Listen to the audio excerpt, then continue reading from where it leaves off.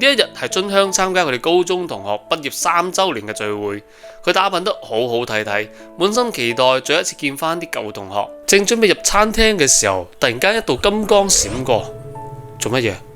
春香走咗一下神，佢哋應該到咗啦。春香繼續行咗入去，但當佢打開包間嘅時候，佢被嚇咗一跳。咦？點解係一班神情嚴肅嘅叔叔阿姨嘅？唔好意思，打攪晒。春香以為自己行錯房，但係推咗房門之後再睇下門牌，冇搞錯喎。佢唯有厚住面皮再打開個門。呢度係榮高中3年3班嘅同學聚會嘛？呢一次呢班大叔大嬸終於有咗熱情嘅回應，一個地中海大叔仲將佢拉到佢嘅座位上邊。春香喺度諗緊，今次撲街了，遇咗一班飲大咗嘅叔叔阿姨添。但係正當佢暈下嘅時候，呢班大叔大嬸又講得出當年佢哋班入邊嘅所有事情噃，比如佢哋嘅班主任叫咩名，邊個同邊個拍拖，佢哋全部講中晒。佢哋到底經歷咗啲咩嘢啊？老得咁快嘅？唔通佢哋高中畢業就去咗返工？雖然難以置信啊，但係春香仔細觀察每個人嘅面相之後，又真係認得出呢班曾經嘅死黨。除咗呢個叫次郎嘅地中海大叔真係有啲難認之外，其他人佢都一一叫得出名，特別係自己嘅初戀一枝賴君。春香認出晒所有人之後，佢開心到飛起，但係佢又產生咗一個疑問：點解大家都變老咗嘅？同學話：我哋依家都50歲啦，點可以唔老啊？春香話：我係嚟參加畢業3週年嘅同學會喎，點解你哋會變咗50歲嘅呢？一位同學仔答道：呢個係30週年同學會啊，唔係3週年啊。春香聽完之後，成個人呆咗喺度。之後佢嗱嗱聲衝入洗手間，想睇下自己有咩變化。好彩鏡子入邊嗰個自己仲係咁年輕貌美，佢鬆咗口氣。但當佢再次打開包間門口嘅時候，佢發現自己穿梭嚟到咗學生時代嘅課室，而且聚會嘅幾個同學仔都喺嗰度。春香問：你哋唔係參加緊同學聚會嘅咩？次郎話：我哋都未畢業，聚咩會啊？春香睇住次郎，忍唔住講道：哇，你仲未變地中海啊？次郎話：紮住，冇亂講嘢啊！我頭髮好濃密噶。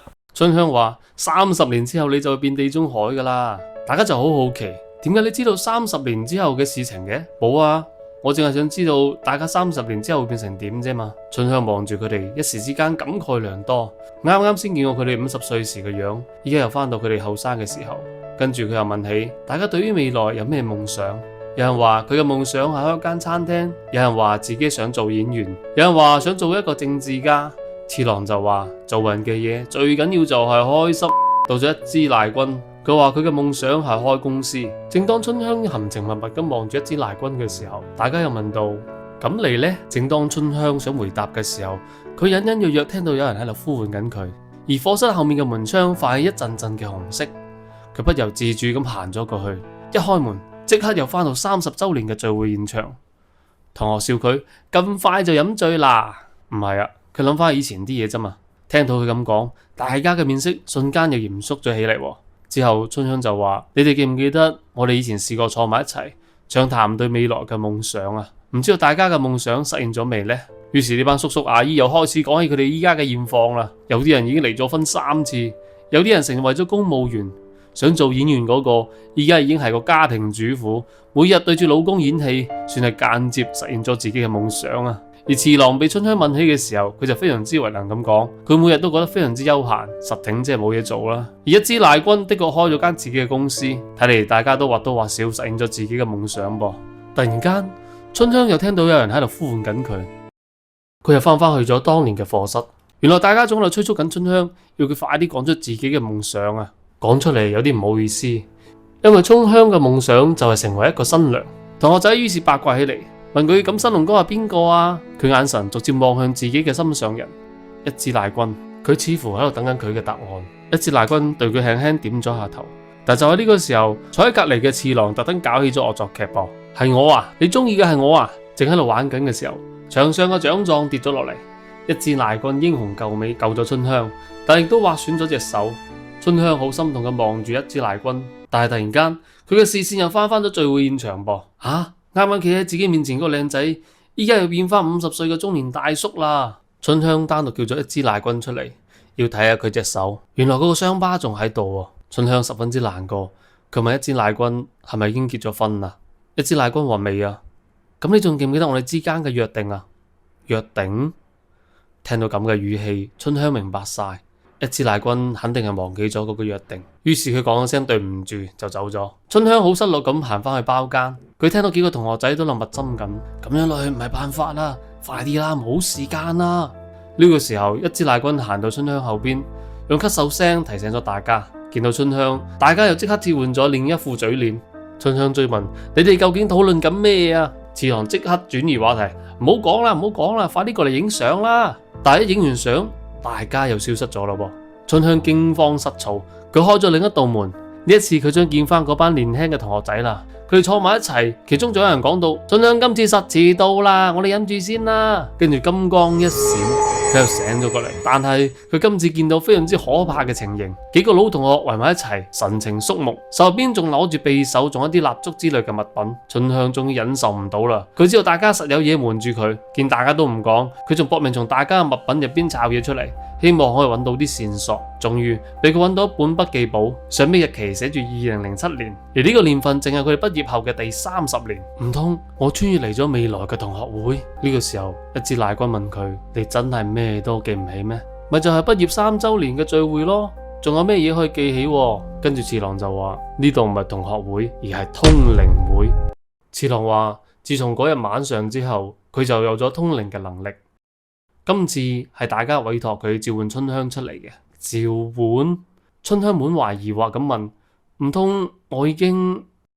大家都用凝重嘅眼神望住佢。呢個時候，春香似乎終於諗起啲咩啦。嗰日佢企喺餐廳門口，正準備入去，佢仲好得意咁自言自語。原來佢同一支賴君準備喺同學聚會嘅呢一日，同大家宣布佢哋嘅婚訊。呢個就係佢同一支賴君之間嘅約定。但就喺呢個時候，佢冇留意到隔籬有個施工單位，工人唔小心篤穿咗氣管，導致氣體洩漏咗出嚟。就喺佢擰頭嘅嗰一瞬間，爆炸就發生咗。沉默咗一陣，佢終於明白，佢一早就已經死咗啦。所以喺30年後嘅呢一日，老同學們召喚佢出嚟，想同佢再嚟一次同學嘅聚會。更重要嘅係幫佢同一支賴君完成佢哋之間嘅約定。由於當年佢死得太突然，所以當佢被召喚出嚟嘅時候，佢嘅記憶仲停留喺準備參加聚會嘅嗰個時刻。佢而家終於明白啦，點解大家睇上去都好似50歲，實際上係佢一直停留喺30年前嘅嗰個夜晚。而因為佢嘅執念，佢嘅靈魂一直都冇消散到。佢慢慢將目光轉移到一支賴君身上，佢喊住對佢講：對唔住，原來未能遵守約定嗰個係佢。佢真係好想同佢結婚嘅。跟住一支賴君從口袋入邊攞咗隻戒指出嚟，佢同大家宣布咗2個人嘅婚約之後，佢幫春香戴上咗戒指，喺大家嘅掌聲同祝福之中，完成咗呢個遲到咗30年嘅約定。春香嘅腦海入邊又回想起大家青春年少時嘅畫面。一直以嚟呢班同學仔都冇忘記佢，即使佢已經不在人世。有呢班同學，佢嘅內心覺得自己係非常之幸福，非常之慶幸嘅。佢笑住話：我哋永遠都會係同學吧。之後佢就喺大家面前慢慢消失，離開咗呢個世界。無線曾經最早喺2003年就引入過《世界奇妙物語》呢個系列，改名叫做《奇幻世紀》。我記得當年喺電視上見佢播出過非常之嚇人嘅《雪山空靈篇》，本來我想講呢個嘅，但係又驚會嚇親大家，所以就選咗呢個未來同學會，都係我非常之中意嘅其中一個故事。佢入邊咧穿插咗各種嘅伏線，表面睇係時空錯亂同學會嘅懸疑，但一路鋪排呢，你會發現佢最後講嘅其實係一個非常之溫情嘅故事嚟嘅。唔知道大家對呢個奇幻世紀仲有冇咩記憶呢？OK，呢期節目就到呢度啦，我哋下期節目再見啦，拜拜。